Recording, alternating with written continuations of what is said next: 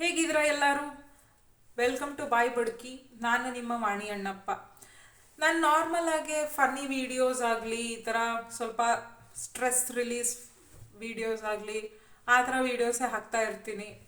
ಇವತ್ತು ನಾನು ಮಾಡ್ತಾ ಇರೋ ವಿಡಿಯೋ ತುಂಬ ಸೀರಿಯಸ್ ವಿಡಿಯೋ, ಒಂದು ಸ್ವಲ್ಪ ಸೀರಿಯಸ್ ಟಾಪಿಕ್ ಇದೆ.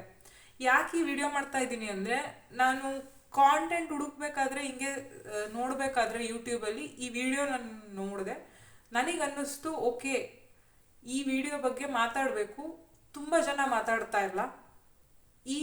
ಇದ್ರ ಬಗ್ಗೆ ಚರ್ಚೆ ಮಾಡಿ ಜನಕ್ಕೆ ತಿಳಿಸ್ಕೊಡೋದು ಭಾಳನೇ ಅವಶ್ಯಕತೆ ಇದೆ ಇದ್ರ ಬಗ್ಗೆ. ಅದಕ್ಕೆ ನಾನು ಇದು ಮಾಡ್ತಾ ಇದ್ದೀನಿ. ಈ ವಿಡಿಯೋ ನೋಡಿ ನೀವು ಫಸ್ಟ್. सच्ची में गाइस इतना बुरा लग रहा है मुझे. आई फील रियली बैड कि कैसे ऐसे हो सकता है मेरे साथ. अब ये वीडियो देखो. हे गाइस, मैं फुल टायर्ड हो चुकी हूँ सुबह से ऑफिस जाके शाम को. इस बच्चे का निशान देखिए. मैंने तो खूब पीटा.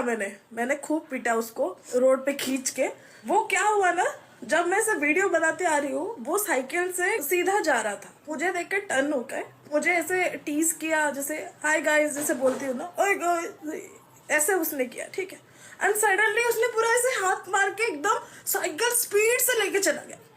मेरा दिमाग काम नहीं किया. हुआ ಈ ವಿಡಿಯೋದಲ್ಲಿ ನೀವು ನೋಡ್ದಂಗೆ ಆ 10 ವಯಸ್ಸಿನ ಹುಡುಗ ಎಲ್ಲಿ ಮುಟ್ಟಿದ್ದಾರೆ. ಆ 10 ವಯಸ್ಸಿನ ಹುಡುಗಂಗೆ ಅಲ್ಲಿ ಮುಟ್ಟಬೇಕು ಅಂತ ಹೇಗೆ ತಲೆಯಲ್ಲಿ ಓಡ್ತು, ಟ್ರಿಗರ್ ಹೇಗಾಯಿತು, ಹೇಗೆ ಗೊತ್ತಾಯಿತು ಅವನಿಗೆ? ನಾವು ನೀವು 10ನೇ ವಯಸ್ಸಲ್ಲಿ ಏನು ಮಾಡ್ತಾ ಇದ್ವಿ? ಕುಂಟೆಪಿಲ್ಲೆ, ಗಿಲ್ಲಿದಂಡ, ಲಗೋರಿ, ಐಸ್ ಪೈಸ್ ಏನು ಮಾಡ್ತಾ ಇದ್ವಿ ನಾವು ನೀವು? ಈಗಿನ 10 ವಯಸ್ಸಿನ ಮಕ್ಕಳು ಏನು ಮಾಡ್ತಾ ಇದ್ದಾರೆ? ಅವ್ರೇನಾದರೂ ಆ ವಿಡಿಯೋ ರೆಕಾರ್ಡ್ ಮಾಡದಲ್ಲೇ ಹೋಗಿದ್ದಿದ್ರೆ ನಾನು ಕೂಡ ನಂಬ್ತಾ ಇರಲಿಲ್ಲ. ದೇವ್ರಾಣೆ, ನನ್ನ ಕೈಲೂ ನಂಬಕ್ಕಾಗ್ತಾ ಇರಲಿಲ್ಲ. 10 ವಯಸ್ಸಿನ ಹುಡುಗಂಗೆ ಈ ಥರ ಎಲ್ಲ ಇಷ್ಟೊಂದೆಲ್ಲ ವಿಷಯ ಗೊತ್ತಿರುತ್ತೆ ಅಂತ ನನ್ನ ಕೈಲೂ ನಂಬಕ್ಕಾಗ್ತಾ ಇರಲಿಲ್ಲ. ಯಾರೂ ನಂಬ್ತಾ ಇರಲಿಲ್ಲ. ಯಾಕೆಂದ್ರೆ ನಾವು ಇದನ್ನು ನೋಡೇ ಇಲ್ಲ. 10 ವಯಸ್ಸಿನ ಹುಡುಗ ಈ ಥರ ಮಾಡ್ತಾನೆ ಅಂತ ನಾವು ಊಹಿಸ್ಕೊಳಕ್ಕೂ ಆಗಲ್ಲ. ಯಾಕೆಂದ್ರೆ 10 ವಯಸ್ಸಲ್ಲಿ ಏನು ಗೊತ್ತಿರುತ್ತೆ? ಈಗ ತಾನೇ ಒಂದು ಸ್ವಲ್ಪ ಸ್ಕೂಲಿಗೆ ಹೋಗ್ತಾ ಇರ್ತಾರೆ, ಮೆದುಳು ಡೆವಲಪ್ ಆಗ್ತಾ ಇರುತ್ತೆ, ಬ್ರೈನ್ ಡೆವಲಪ್ ಆಗ್ತಾ ಇರುತ್ತೆ. ಈ ಥರ ಮಾಡ್ತಾರೆ ಅಂತ ಯಾರ್ಯಾರು ಅನ್ಕೊಳಕ್ ಸಾಧ್ಯನೇ ಇಲ್ಲ. ಆದರೆ ಈಗಿನ ಇಂಟರ್ನೆಟ್ ಜನ್ರೇಷನಿಂದ ಇದಾಗ್ತಾ ಇದೆ.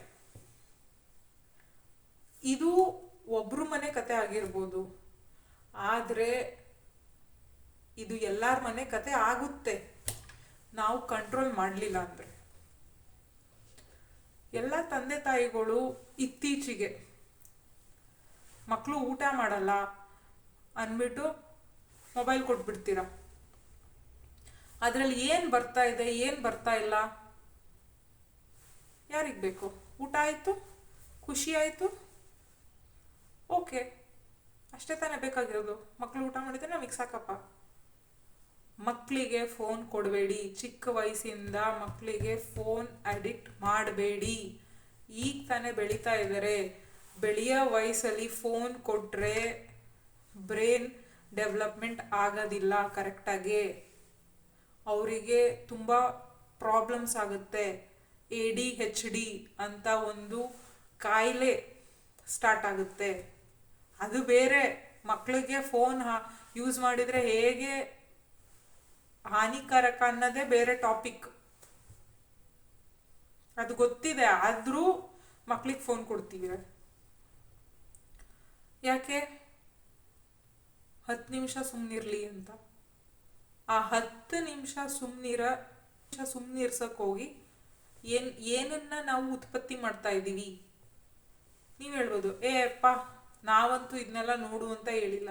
ನೀವು ನೋಡಿ ಅಂತ ಹೇಳಿದ್ದೀರಾ ಅಂತ ನಾನು ಹೇಳ್ತಾ ಇಲ್ಲ. ಇಂಟರ್ನೆಟ್ಟಲ್ಲಿ ಬೇಡದೇ ಇದ್ದಿದ್ದೇ ಬರ್ತಾ ಇದೆ. ಎಷ್ಟು ಅಕೌಂಟ್ ಇದೆ ಇನ್ಸ್ಟಾಗ್ರಾಮಲ್ಲಿ, ಚಿಕ್ಕ ಬಟ್ಟೆ ಹಾಕ್ಕೊಂಡು ಹೆಂಗೆಂಗೋ ಡ್ಯಾನ್ಸ್ ಮಾಡಿಕೊಂಡು ಏನೇನೋ ತೋರಿಸ್ಕೊಂಡು ಸೆನ್ಶುವಲ್ ಆಗಿ ತೋರಿಸ್ತಾ ಇದ್ದಾರೆ. ಇದನ್ನು ಚಿಕ್ಕ ಮಕ್ಕಳಿಗೆ ತೋರಿಸ್ತಾ ಇದ್ದಾರೆ. ಚಿಕ್ಕ ಬಟ್ಟೆ ಹಾಕೊಂಡಿದ ತಕ್ಷಣ ಯಾರೂ ಏನು ಕೆಟ್ಟೋರಾಗಲ್ಲ. ನಾವು ಚಿಕ್ಕ ಬಟ್ಟೆ ಹಾಕ್ತೀವಿ, ನಾವು ಮಾಡರ್ನ್ ಗರ್ಲ್ಸೇ, ನಾವು ಮಾಡರ್ನ್ ಡ್ರೆಸ್ ಹಾಕ್ತೀವಿ. ಆ ಮಾಡರ್ನ್ ಡ್ರೆಸ್ ಹಾಕಿದಾಗ ಹೇಗೆ ಬಿಹೇವ್ ಮಾಡಬೇಕು ಅನ್ನೋ ರೆಸ್ಪಾನ್ಸಿಬಿಲಿಟಿ ಎಲ್ಲರಿಗೂ ಇರಬೇಕು. ಅದು ಇಂಡಿವಿಜುವಲ್ ರೆಸ್ಪಾನ್ಸಿಬಿಲಿಟಿ. ಅದು ಜನಕ್ಕೆ ಇಲ್ಲ. Just to like, share, fame, ಹೆಸರು ಮಾಡೋಕ್ಕೋಸ್ಕರ ಅವ್ರು ಹಾಕ್ತಾ ಇದ್ದಾರೆ.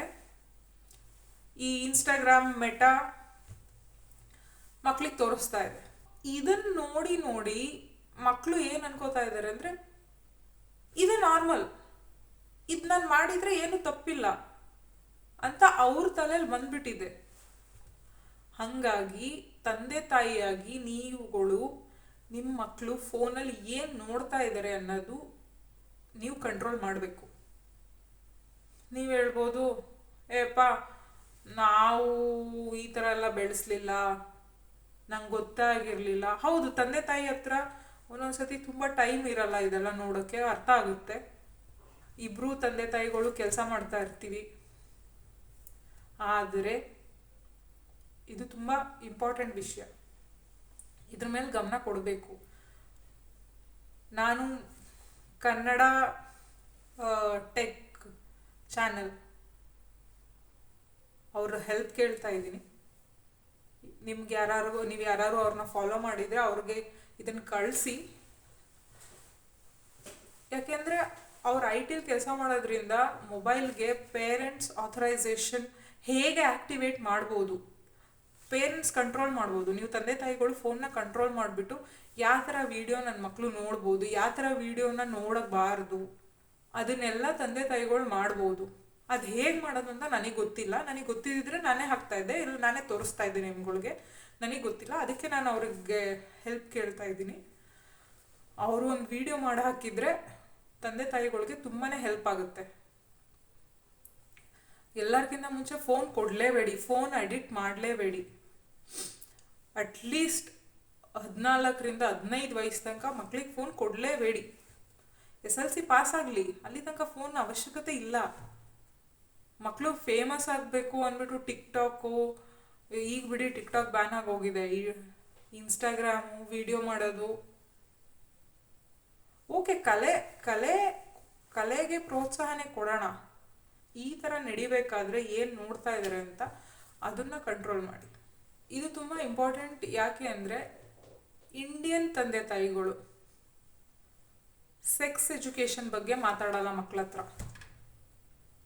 ಏನೇನು ಮಾತಾಡಲ್ಲ, ಏನೇನು ಹೇಳಲ್ಲ. ಅವರು ನನ್ನ ಮಕ್ಕಳಿಗೇನು ಗೊತ್ತಿಲ್ಲ ಅಂತ ಅವ್ರು ಇರ್ತಾರೆ. ಮಕ್ಕಳು ನಮ್ಮ ಅಪ್ಪ ಅಮ್ಮಗೆ ನನಗಿದು ಗೊತ್ತಿದೆ ಅಂತ ತೋರಿಸ್ಕೊಳಕ್ಕೆ ಹೋಗಲ್ಲ. ಇಷ್ಟು ದೊಡ್ಡ ಗ್ಯಾಪ್ ಇರುತ್ತೆ. ಇವ್ರು ಅವ್ರ ಹತ್ರ ಮಾತಾಡಲ್ಲ, ಅವ್ರು ಇವ್ರ ಹತ್ರ ಮಾತಾಡಲ್ಲ. ಇಲ್ಲಿ ಮಧ್ಯದಲ್ಲಿ ಒಂದು ಕಿಚಡಿನೇ ಕ್ರಿಯೇಟ್ ಮಾಡಿ ಒಂದು ಡ್ರಾಮಾನೇ ಆಗೋಗಿರುತ್ತೆ. ಯಾವಾಗ ತಂದೆ ತಾಯಿಗೆ ಮಕ್ಕಳು ಮಾಡಿರೋ ಅಂಥ ಕತೆಗಳು ಗೊತ್ತಾಗುತ್ತೆ, ಆವಾಗ ಇವರು ಯೋಚನೆ ಮಾಡ್ತಾರೆ, ನನ್ನ ಮಗನ, ನನ್ನ ಮಗಳನ್ನ ನಾನೇ ಬೆಳೆಸಿದ್ದ, ನಾನೇನು ತಪ್ಪು ಮಾಡಿದೆ, ನಾನು ಎಲ್ಲಿ ಎಡುದೆ? ನೀವಿಲ್ಲೇ ಎಡವಿರೋದು. ಮಾತಾಡಿ ಮಕ್ಕಳ ಹತ್ರ, ಹಂಚಿಕೆ ಬೇಡ. ಯಾವತ್ತೆಲ್ಲ ಒಂದು ದಿವಸ ಈ ವಿಷಯ ಎಲ್ಲ ಗೊತ್ತಾಗದೆ. ಮಕ್ಳಿಗೆ ಹೇಳ್ಕೊಡ್ಬೇಕು ತಂದೆ ತಾಯಿ ಆಗಿರೋರು. ಸ್ಕೂಲಲ್ಲಿ ಹೇಳ್ಕೊಡ್ತಾರೆ ಅಂತ ದಯವಿಟ್ಟು ತಿಳ್ಕೊಬೇಡಿ. ಸ್ಕೂಲಲ್ಲಿ ಏನೇನು ಹೇಳ್ಕೊಡಲ್ಲ. ಪುಸ್ತಕ ಮಗ್ಗಿ ಮಾಡಿಸ್ತಾರೆ ಬಿಟ್ರೆ, ಮಾರ್ಕ್ಸ್ ಬೇಕು ಅನ್ನೋದು ಬಿಟ್ರೆ ಏನೇನು ಹೇಳ್ಕೊಡಲ್ಲ. ಜೀವನದ ಬಗ್ಗೆ ಏನೂ ಹೇಳ್ಕೊಡಲ್ಲ ಸ್ಕೂಲಲ್ಲಿ. ನಿಮ್ಮ ಮಕ್ಕಳಿಗೆ ನೀವೇ ಹೇಳ್ಕೊಡ್ಬೇಕು. ಸೆಕ್ಸ್ ಎಜುಕೇಷನ್ ತುಂಬ ಇಂಪಾರ್ಟೆಂಟ್. ನೀವು ಹೇಳ್ಬೋದು, ನಾನು ಈ ಥರ ಮಾಡು ಅಂತ ಹೇಳಿಲ್ಲ, ಆದರೆ ಏನನ್ನು ಮಾಡಬಾರ್ದು ಅಂತಲೂ ಹೇಳಿಲ್ಲ. ಹಂಗಾಗಿ ಏನು ಮಾಡಬೇಕು ಏನು ಮಾಡಬಾರ್ದು ಅಂತ ಆ ಮಕ್ಳಿಗೆ ಗೊತ್ತಾಗಲ್ಲ. ಜಸ್ಟ್ ಒಂದು ಕಿಸ್ಸಿಂಗ್ ಸೀನ್ ಬಂದರೆ ಚೇಂಜ್ ಮಾಡಿಬಿಡೋದು, ಇಲ್ಲ ಇದನ್ನು ನೋಡಬೇಡಿ ಅನ್ನೋದು, ಇಲ್ಲ ಹುಡುಗನ ಜೊತೆ ಹುಡುಗಿ ಮಾತಾಡಬೇಡಿ, ಹುಡುಗಿನ ಜೊತೆ ಹುಡುಗನ ಮಾತಾಡಬೇಡಿ, ಇದೆಲ್ಲ ನಮ್ಮ ಕಾಲದಲ್ಲಿ ನಡೀತಾ ಇತ್ತು. ಅದಕ್ಕೆ ನಾನು ಹೇಳ್ತಾ ಇದ್ದೀನಿ, ಈ ತಪ್ಪು ನೀವು ಮಾಡೋಕ್ಕೆ ಹೋಗಬೇಡಿ. ಕೂತ್ಕೊಂಡು ಮಕ್ಕಳು ಏಜಿಗೆ ಬಂದಾಗ 11ರಿಂದ 12 ವಯಸ್ಸಿಗೆ ಬಂದಾಗ, ಹುಡುಗ ಆಗಲಿ ಹುಡುಗಿ ಆಗಲಿ, ಇಬ್ಬರಿಗೂ ತಂದೆ ತಾಯಿಗಳು, ಇದು ಬರೀ ತಾಯಿ ವಿಷಯ ಅಲ್ಲ, ತಂದೆ ವಿಷಯನೂ ತಂದೆ ತಾಯಿ ಇಬ್ರು ಕೂತ್ಕೊಂಡು ಹೇಳಬೇಕು ಮಕ್ಕಳಿಗೆ, ಶರೀರದಲ್ಲಿ ಈ ಥರ ಚೇಂಜಸ್ ಆಗುತ್ತೆ, ಹುಡುಗಿರಲ್ಲೂ ಈ ಥರ ಚೇಂಜಸ್ ಆಗುತ್ತೆ, ಇದು ಪ್ರಕೃತಿ ನಿಯಮ, ಇದೇನು ಮಿರಾಕಲ್ ಏನಲ್ಲ,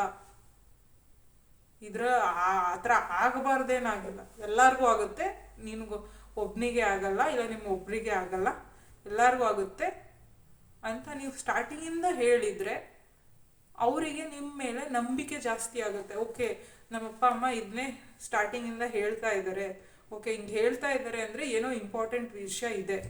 ಅದೇ ವಿಷಯ ಯಾರು ಫ್ರೆಂಡ್ ಅವ್ರ ಗ್ರೂಪಲ್ಲಿ ಮಚ್ಚಿದಾಗಿರ್ತಾರೆ, ಅವ್ರೇನಾದ್ರು ಬಂದು ಹೇಳಿದಾಗ, ಓ ನಮ್ಮಪ್ಪ ಅಮ್ಮ ಇದು ಹೇಳಿದರು, ನಂಗೆ ಇದ್ರ ಬಗ್ಗೆ ಗೊತ್ತಿದೆ, ಅಪ್ಪ ಅಮ್ಮ ಇದನ್ನು ಮಾಡಬೇಕು ಇದನ್ನು ಮಾಡಬಾರ್ದು ಅಂತ ಹೇಳಿದ್ದಾರೆ ಅನ್ನೋ ಫಸ್ಟ್ ಯೋಚನೆ ಬರುತ್ತೆ ನಿಮ್ಮ ಮಕ್ಕಳಿಗೆ. ಅಕಸ್ಮಾತ್ ಅವ್ರ ಗ್ರೂಪಲ್ಲಿ ಯಾರಾದರೂ ಏನಾದರೂ ಮಾಡಬಾರ್ದನ್ನ ಮಾಡೋಣ ಬಾ ಅಂತ ಹೇಳಿದರೆ ಅವ್ರ ಮಕ್ಕಳು ಬಂದ್ಬಿಟ್ಟು ಹೇಳ್ತಾರೆ ನಿಮಗೆ. ಏನಕ್ಕೆ ಅಂದರೆ ನೀವು ಫಸ್ಟಾಗಿ ಹೋಗಿ ಹೇಳಿದ್ದೀರಾ, ನೀವಾಗೇ ಮಾತಾಡಿದ್ದೀರಾ ಈ ವಿಷಯದ ಬಗ್ಗೆ. ಸೊ ಅವರಿಗೆ ನಿಮ್ಮ ಮೇಲೆ ನಂಬಿಕೆ ಇದೆ, ಈ ಥರ ವಿಷಯನ ನಾನು ನಮ್ಮ ಅಪ್ಪ ಅಮ್ಮನ ಜೊತೆ ಮಾತಾಡಬಹುದು ಅನ್ನೋ ಕಾನ್ಫಿಡೆನ್ಸ್ ಮಕ್ಳಿಗೆ ಬಂದಿರುತ್ತೆ. ಅವಾಗ ಏನೇ ವಿಷಯ ಆಗಲಿ ಬಂದು ನಿಮ್ಮ ಹತ್ರ ಹೇಳ್ತಾರೆ.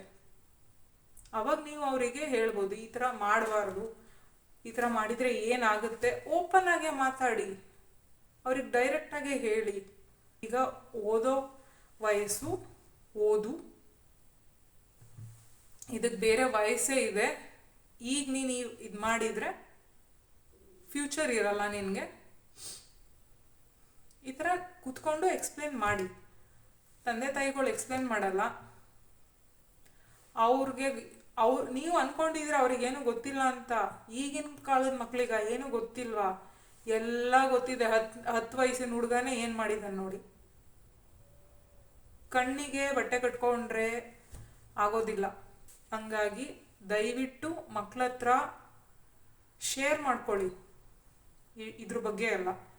ನೀವೇ ಹೇಳ್ಕೊಡ್ಬೇಕು ನಿಮ್ಮ ಮಕ್ಕಳಿಗೆ ಏನು ಸರಿ ಏನು ತಪ್ಪು ಅಂತ. ನಾನು ಮಾಡು ಅಂತ ಹೇಳಿಲ್ಲ ಅಂತ ಹೇಳ್ಬಿಟ್ಟು ಕೈ ಎತ್ತದಲ್ಲ, ತುಂಬ ಸುಲಭ ಆ ಥರ ಹೇಳೋದು. ಅದಕ್ಕೆ ಹೇಳ್ತಾರೆ ತಂದೆ ತಾಯಿ ಆಗೋದು ತುಂಬ ಕ್ರೂಷಿಯಲ್, ತುಂಬ ಕಷ್ಟದ ಕೆಲಸ. ಅಂದರೆ ಮಕ್ಕಳನ್ನ ಬೆಳೆಸೋದು ತುಂಬ ದೊಡ್ಡ ಕೆಲಸ ಅಂತ ಹೇಳೋದೇ ಅದಕ್ಕೆ. ಯಾಕೆಂದರೆ ನಾವು ಬರೀ ಮಕ್ಕಳನ್ನ ಬೆಳೆಸ್ತಾ ಇಲ್ಲ, ನೆಕ್ಸ್ಟ್ ಜನ್ರೇಷನ್ ಒಳ್ಳೆ ಮನುಷ್ಯನ ನಾವು ಸೊಸೈಟಿಗೆ ಕೊಡ್ತಾ ಇದ್ದೀವಿ. ಅದನ್ನು ನೀಟಾಗಿ ಬೆಳೆಸಲಿಲ್ಲ ಅಂದರೆ ಏನು ಬೇಕಾದ್ರೂ ಆಗ್ಬೋದು.